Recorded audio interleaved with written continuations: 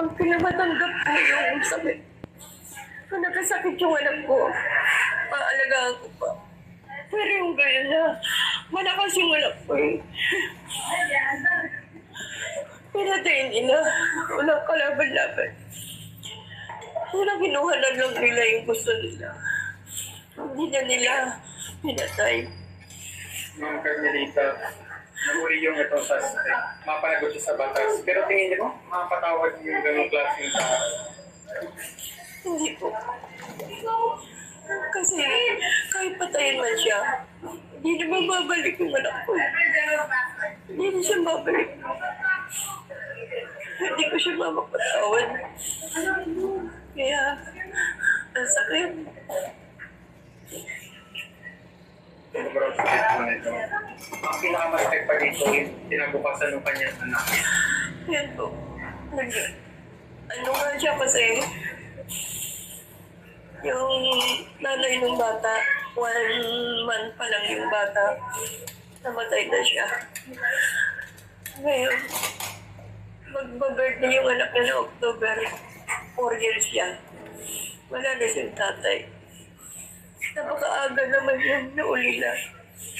Ang bata, meron siyang autism.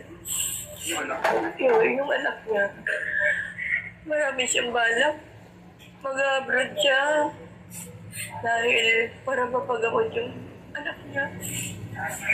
Ngayon, ano pa kaya? Siyempre, siya yung gagastos, siya yung at saka siya yung susuporta sa amin kasi yung mga kapatid niya, may asawa na, tsaka may ibang bibili siya ng bigas, bibili siyang ulam, magbabayad ng tubig, kuryente. Ngayon, kasi matanda na kami, gusto ko mamaganap buhay.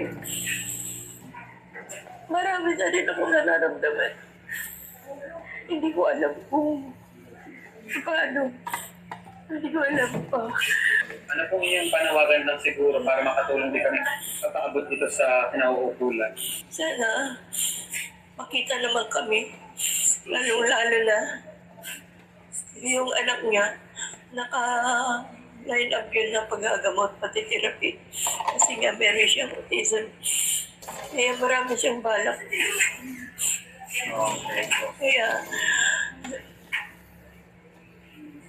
kung sino man yung makakatulong sa amin,